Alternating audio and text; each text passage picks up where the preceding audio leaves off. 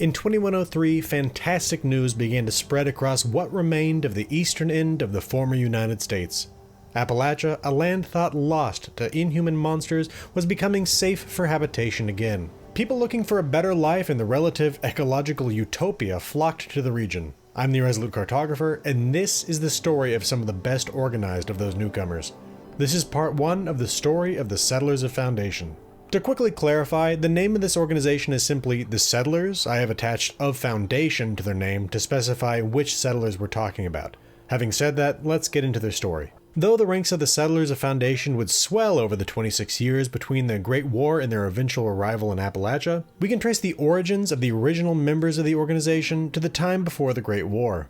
In those days, these people worked in the construction trades, and their leader Page was the head of the Washington, D.C. Construction Workers Union. When the war with the People's Republic of China turned nuclear on October 23, 2077, Page organized his fellows and their families and guided them out of the city. Together they left DC on the last train out of Union Station, watching the sky turn green with toxic dust as they fled. The party made their way to Pittsburgh, Pennsylvania, where they settled for a time. Likely drawn to the Steel City by Union ties, they stayed put for the next quarter century. Over those years, Pittsburgh was transformed by toxic waste, nuclear fallout, and a growing raider threat into the Pit, a hellhole in which no survivor of the war should willingly live. Luckily for Page's settlers, though living in the Pit was becoming unsustainable, a new land was opening for settlement to their south, Appalachia. From the late 2080s to the middle of the 2090s, there was worrying news coming out of the mountains of old West Virginia. Refugees fleeing the region told stories of giant bats and terrifying mutants that served them.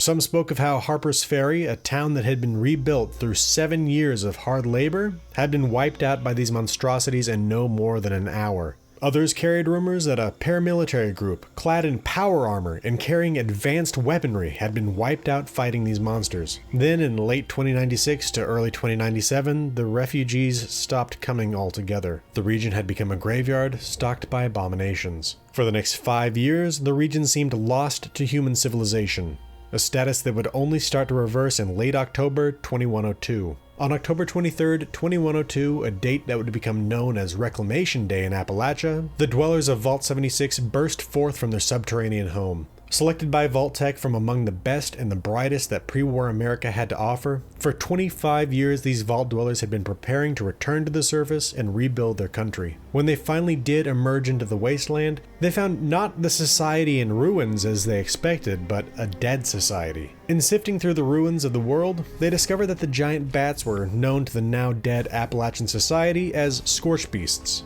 that these Scorch Beasts had created mutants that served them, known as the Scorched, with a disease they spread known as the Scorched Plague. The former dwellers of Vault 76 found that one of the factions of the dead society, known as the Responders, had been working on an inoculation to the Scorched Plague when they had been wiped out.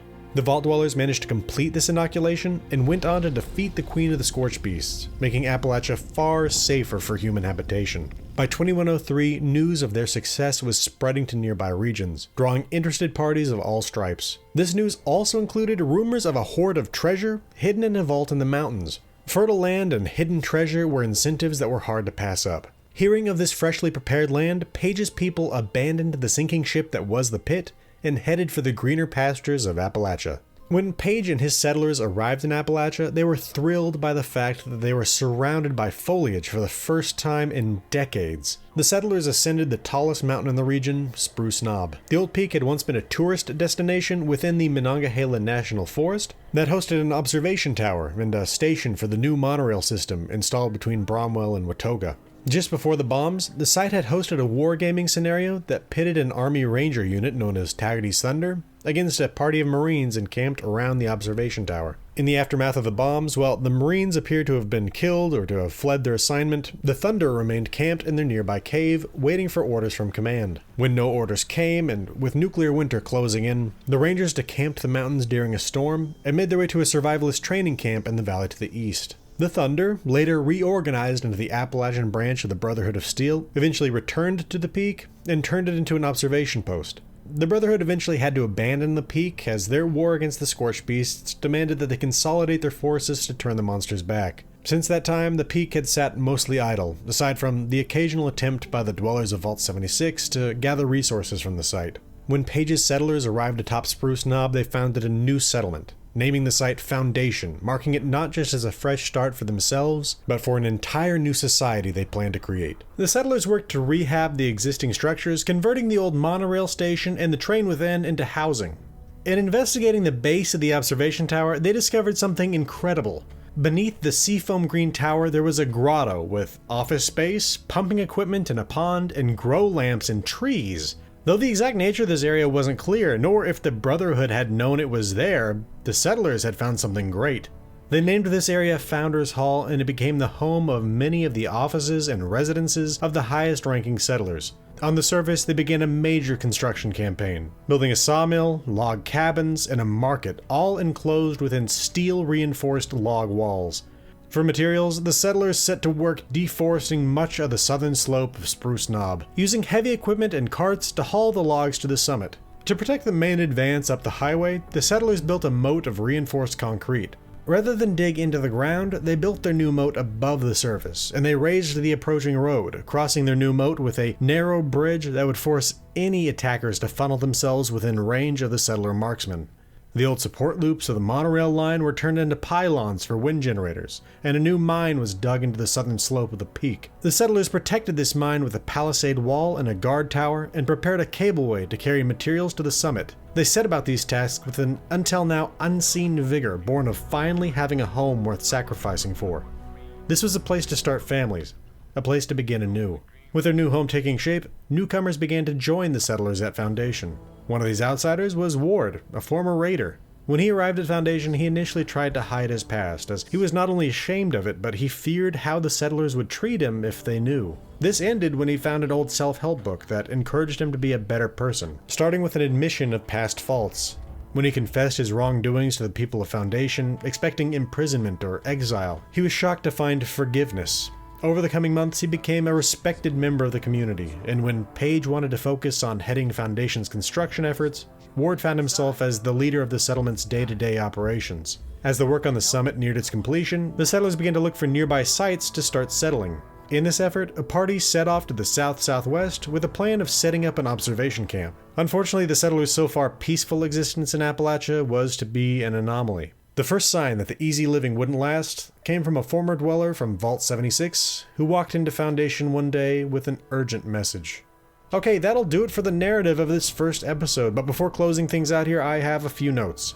First, a little housekeeping. While I normally release lore videos covering the entire story of a faction all at once, I'm going to be releasing this content episodically. This is an experiment dedicated to releasing lore videos with more regularity. Rather than taking several weeks to write one video and leaving the channel vacant until then, this will provide a steady stream of content. Along with this episodic content, I do plan to release a full, unabridged video upon the completion of the episodic content on available lore. Also know that this series will cover the Settlers half of the Wastelanders main quest. I covered the other half in my video on the Raiders of the Crater. Second, I tried to keep the part of the video covering Appalachia and the pre-scorching years as short as possible, as I've covered it extensively in several other videos. If you're interested in what Appalachia was like between 2077 and 2096, I recommend you watch my videos covering the Mistresses of Mystery, the White Spring Enclave, the Appalachian Brotherhood of Steel, the Raiders of the Savage Divide, the Free States, and the Responders. If you're looking for something more concise than that 3.5 hours of detailed coverage, there's also my video loosely covering the full story in 10 minutes. I'll link all of these videos in the description. Third, I went through this content on two different characters, one in which I supported the Raiders getting into Vault 79, one supporting the Settlers getting into Vault 79. I told this story with the most favorable outcomes from both playthroughs. This may not be exactly how you might experience the content, because there are many points at which the story can be altered by skill checks and choices. That said, regardless of these small changes, the broad strokes of the story are maintained. The only real choice comes with who you take to the vault. Fourth, in creating this video, I had to ask myself, what's up with Founders Hall?